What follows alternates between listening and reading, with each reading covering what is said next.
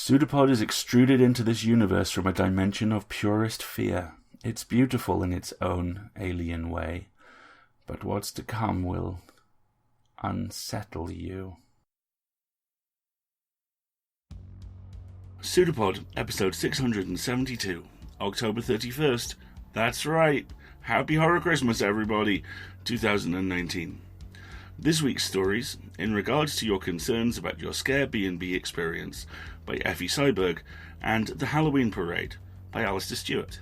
I know him. Hey everyone, welcome to PseudoPod, the weekly horror podcast. I'm Alistair, your host, and this week's pair of stories comes to us from Effie Seiberg and my good self. Effie is a fantasy and science fiction writer. Her stories can be found in the Women Destroy Science Fiction special edition of Lightspeed magazine, the Best of Galaxy's Edge 2015-2017, Analog, and all the other Escape Artists podcasts. Yes, this story actually means Effie has now sold the piece to every single one of our shows, and I'm so happy for her, because she's a fantastic human and an amazing author, and I'm delighted that we're able to help her close out the quartet on Horror Christmas as well. This is brilliant. Regarding other parts of her work that she thinks you would enjoy, Effie would like to draw your attention to the Tale of Disruptkin and the product launch requirements documentation over on Cast of Wonders. Effie lives in the San Francisco Bay Area, and she likes to make sculpted cakes, which I've eaten, and bad puns, which I've heard, and they're all great. Your reader for this story is the equally fantastic and equally talented Tina Connolly. Tina is the author of the Iron Skin trilogy from Tor Books, the Seriously Wicked series from Tor Teen, and the collection On the Eyeball Floor and Other Stories from Fairwood Press. Her work has appeared in the Magazine of Fantasy and Science Fiction, Tor.com, Analog, Lightspeed, Beneath Ceaseless Skies, Uncanny, Strange Horizon, Women Destroy SF, and many more. Her stories and novels have been finalists for the Hugo, Nebula, Norton, Locus, and World Fantasy Awards. Her narrations have appeared in audiobooks and podcasts, including Podcastle, PseudoPod, Beneath Ceaseless Skies, John Joseph Adams' The End Is Nigh series, and more. She's also one of the co-hosts of Escape Pod, and runs the Parsec-winning flash fiction podcast Toasted Cake. Tina is originally from Lawrence, Kansas, but she now lives with her family in Portland, Oregon. These two extraordinary authors have come together on this, one of my favourite days of the year, to give you a story which I just love up and down, top to bottom, and left and right. I am so happy. This is a really, really good day at the office. So, without further ado, Tina and Effie have a story for you, and they promise you it's true.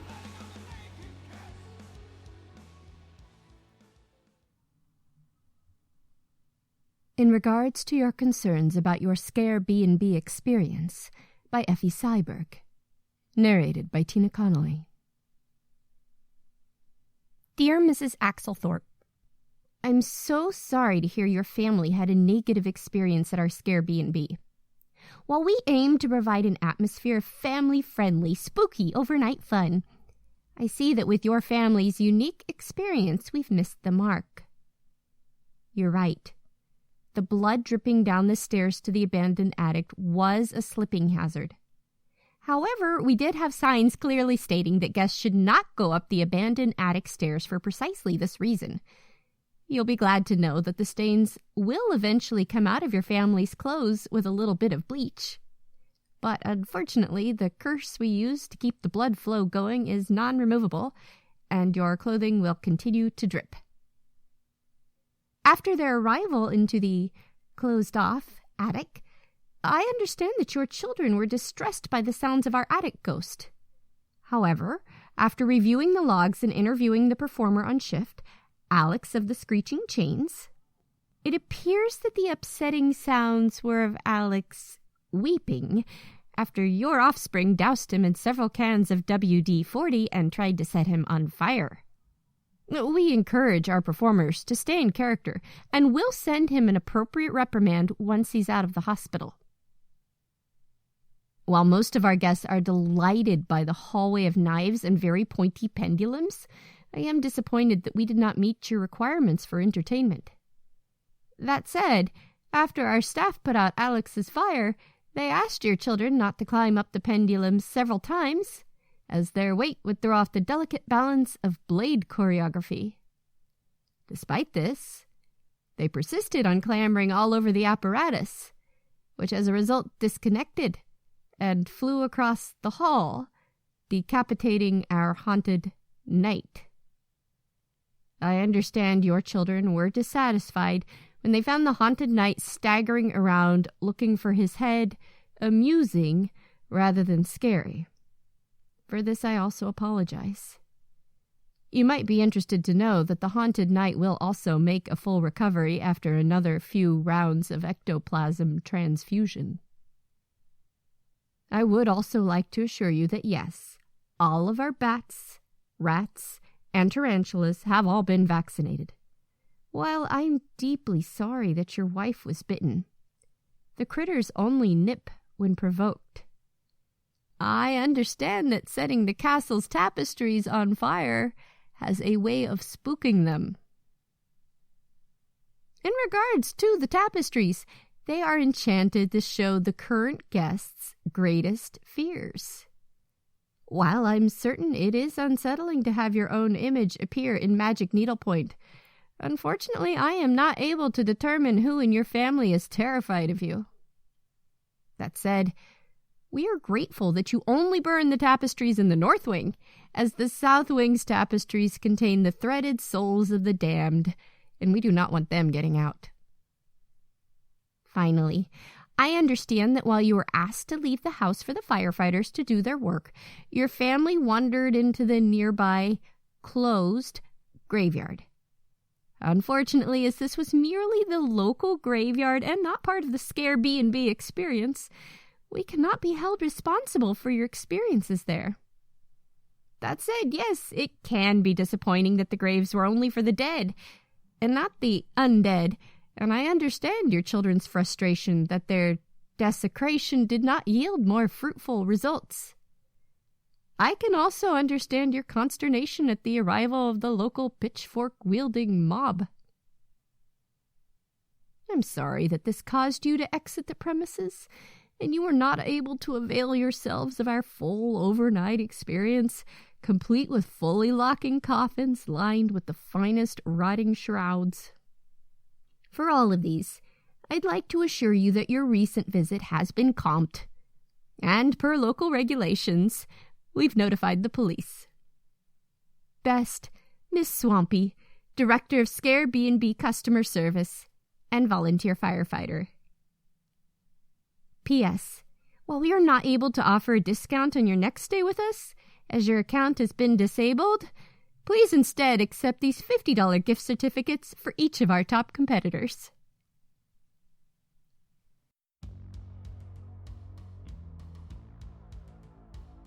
I'm not saying I've stayed at that hotel, but I did go to FantasyCon in Scarborough a few years ago, and sometimes, on the dark nights, I find myself wondering if I'm still there. Anyway, terrifying subterranean windows-painted shut signal-blocking hotels aside, the core horror here is one that speaks to an awful lot of us. This family are horrible, and sometimes we've shared space with this family. The relentless need to be entertained, the eyes wide but somehow unseeing headlong spring towards the next spectacle, the desire, at 3 a.m. somewhere over the Atlantic, to pick a fight with their twin sister. Like I say, I've shared space with this family. The bovine, banal desire to consume. Done, and on to the next one, not because we're on a roll, but because the mouth is always open, the noise is always there, and the only thing we can do to stop ourselves screaming until our throats bleed is to consume something. Anything. Or at least that's what they look like from the outside. But when you've been one, you get the real reason why they're like this, when you've been a member of this family. Because they're angry.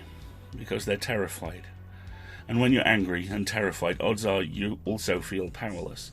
And what do we do when we feel powerless? Well, in the immortal words of one of the 21st century's most alarming philosophers, Frederick Willow Durst, we break stuff. Graham Greene's The Destructors, Donnie Darko, this story, all of them deal with the same thing from different angles. The unending horror of the lack of control. What happens when we look that in the eyes, and what happens when that control pushes back. Expertly written and expertly performed. Thank you both. Now, the Halloween parade. That is a tradition I started a few years ago. It's written by me, it's narrated by me, and it is me processing all the various pieces of horror media that have left an impression on me over the course of the year. The thing is, I don't tell you what they are, I just describe them. So if you want to guess, then you know where to find me. I'm on Twitter, or alternatively, I think there'll be a thread on the forums, and in about a week's time, I'll post the answers.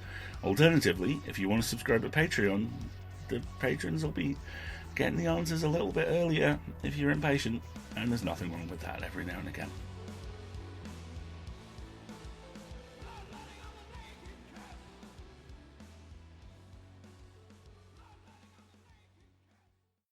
You get your seats for the parade good and early this year. It's a hot day, a little oppressive. Thunder, or the rumour of it, bunching your shoulders and making everyone hunker down a little, or perhaps a little more.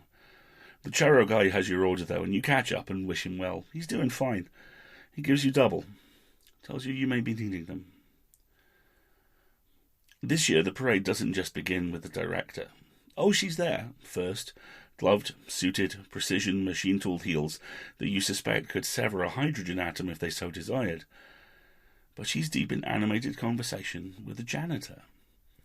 He has wild, flyaway hair, a big jaw, and an oddly graceful gait. It's as though Doc Brown's younger brother went into the service industry. As they get closer, you realise what's disturbing you. It's not just that this woman who, over the years, you've come to view as the part of an inhuman authority you're allowed to comprehend, is talking to this man. It's that she's talking to him as a friend, as an equal. A torchlight flashes behind them. The janitor turns, gestures irritably for the young woman in their wake to hurry up. She's tall, pained, fit, but has had to pay for that fact. The weapon she carries shimmers as it moves. The idea of a gun. No, the discussion of the idea of a gun. The Magnum variations. But as the gun remains fluid, she remains stoic, focused. A fractal rose blooms briefly over her head and then is gone. Behind her, a massive steam train looms out of the fog that you didn't notice roll in. It's battered and scarred, an angry bulldog of a thing, and all the more inspiring for those scars. The engine towers over you, 3-4 stories tall, and the men and women on it, ragtag fatigues, compressed air pump-action weapons, haunted eyes, lock gaze with anyone who dares to challenge them. Behind it comes a service car and a carriage all crammed with people and belongings, all bursting with ugly, untidy, glorious life. Then there are the 3 men, all deep in discussion or perhaps conflict. One, dressed like a ship's captain, works hard to keep the others at distance, and the other 2 in particular apart. They're in the middle of a blazing row, and for a second you see one of them suddenly, distinctly, starkly, vast and lidless as an eye. You blink again, and only the old man is there. He sees you. He smiles, and for a second, he's gone, and someone else is standing in his place. Someone taller. Someone oddly familiar.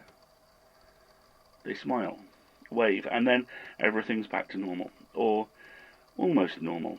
The old man, you notice, is beginning to slowly fade, and his 2 companions are hand in hand as he vanishes. Not comfortable. Not yet. But soon. Following them are a trio of women, deep in discussion, all completely unique in appearance and style and age, aside from one thing: authority. You can't take your eyes off them as they stride by, accompanied by the accoutrement of running a town like sentient streamers. Police, firefighters, dead bodies, lovers, vengeance. It's all here. Walking behind them, also deep in conversation, this time with the blonde mage with the trench coat and the wandering eye, the man with the sentient tie sticks his hands in his pockets and smiles. Next to him, the blonde magician smiles too.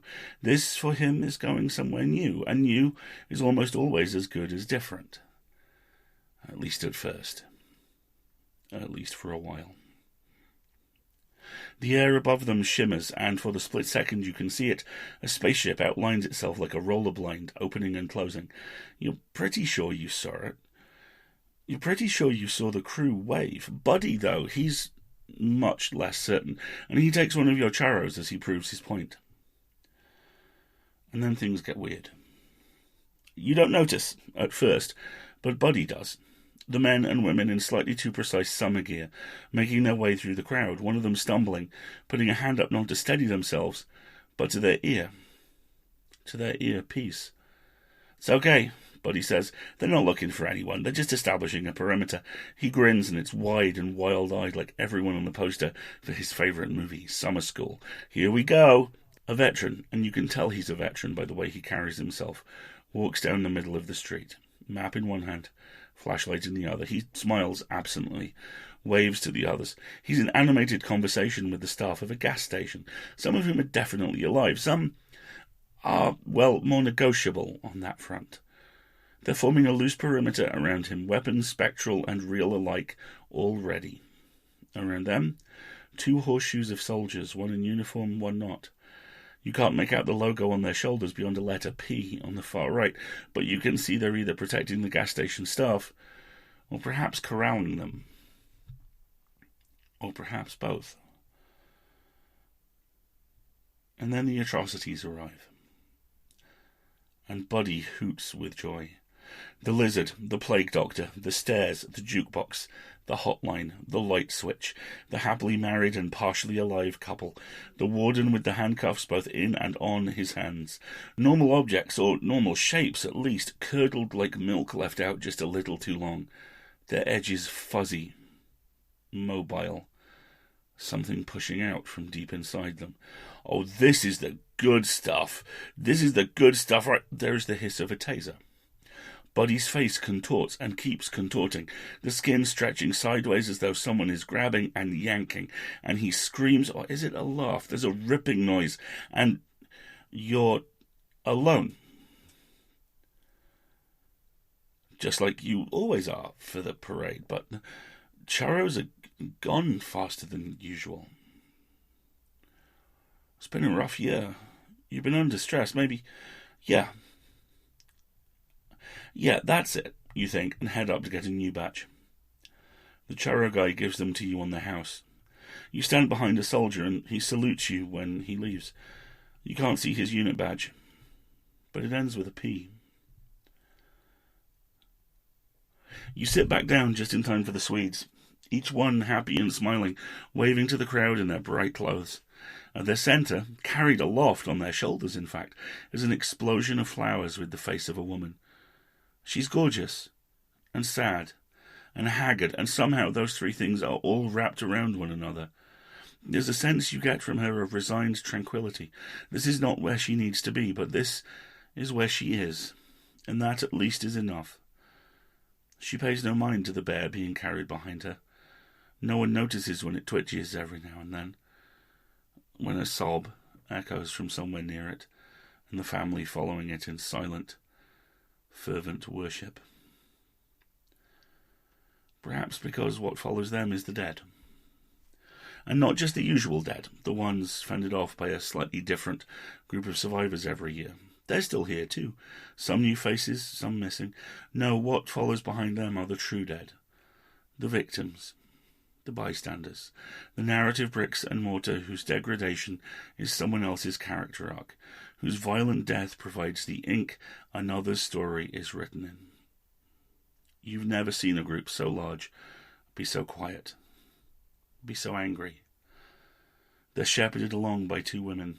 In the front, in an immaculate suit, could almost be the director, but she wears no gloves. Her bobbed brunette hair is loose, and she's constantly playing with a speed loader for her sidearm. Bracketing the dead, coming behind them, is the college student, terrified, although she does shimmer like a heat haze, her outfit seeming to change decade a couple of times, and resolute, poker in one hand, other reaching out into the darkness, reaching for something certain, terrified of finding something or someone that has been broken. She's lucky. The broken are out of reach, and very well dressed. Immaculate, if slightly dusty black, is the order of the day, and as you watch them dance their elaborate, maniacal, silent waltz, you're reminded of nothing more than a grandfather clock, going faster and faster, the cogs shaking in their housing until finally, silence, darkness, a spotlight. Two women, a complete set of arms between them, play the cello. Nearby, an individual with a glow that seems to come from within, not an external source, regales their girlfriend with the story of the city beneath the city they live in. A float follows them, a water tank filled to the brim with flood water and terror. In one corner, in an air pocket, a father contemplates what he'll have to lose to live. The alligators circling his daughter out in the main tank don't seem to care, and neither does she. Eyes wide and focused, she looks like one of them, an apex predator. No one's victim.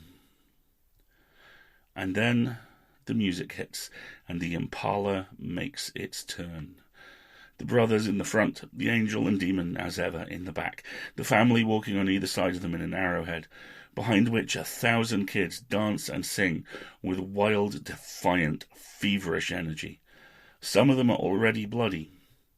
Some of them are already dead. Others soon follow. It doesn't matter. Neither do the carols or what looks like a Santa chasing them down. They're living for the moment, so all of us can live for the moment.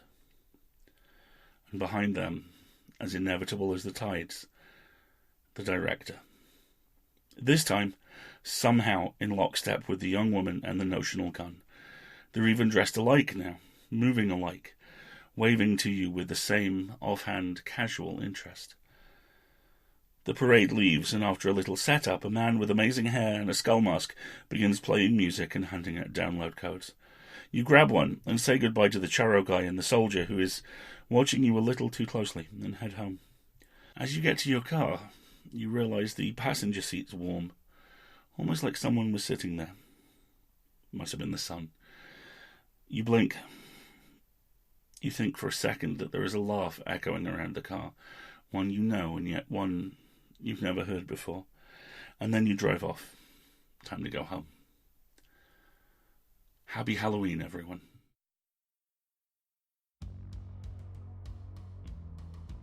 We rely on you to pay for basically everything.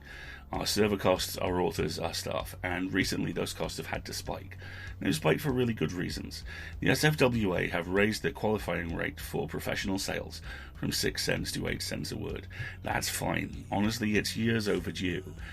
But that cost, when spread across 4 shows publishing weekly, balloons.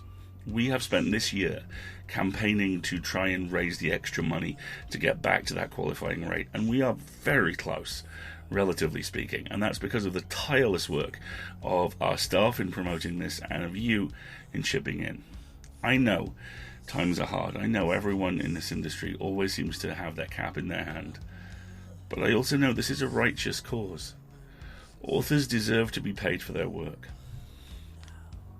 And we're not just using this money for that. We're also using it to pay our associate editors and to become one of the first markets in the field that does when that finally happens.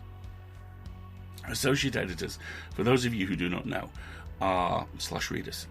These are the people who are the first point of contact between every magazine and every possible author. They deal with everything. They do so tirelessly. They do so without any praise, and they do so without any pay. And I want to do something about that. So, if you can, and if you want to help us pay these amazing people, please go to pseudopod.org and click on Feed the Pod. Or alternatively, go to Patreon and subscribe there. For as little as $5 a month, you get access to a ton of extra audio stuff, and you get us a little bit closer. Do please help out if you can. And if you can't donate, then please donate some time. Boost a signal, leave a review, either on Google or iTunes. Tweet about us, link to us, any of that stuff. Please help out if you can, folks. We'll be back next week with episode 674. That will be Dust by Rebecca Lloyd, audio produced by the amazing Chelsea, and narrated by the wonderful Catherine Inskip. Then, as now, we will be a production of Escape Artists Incorporated and released under a Creative Commons Attribution, Non-Commercial, No Derivatives license. And I leave you with this the single transcendentally wonderful joke from the first Hotel Transylvania movie. Zombie Beethoven? Any progress? I regret nothing. See you next week, folks. It's a pseudopod. It's a big foot. It's all about podcasts these days.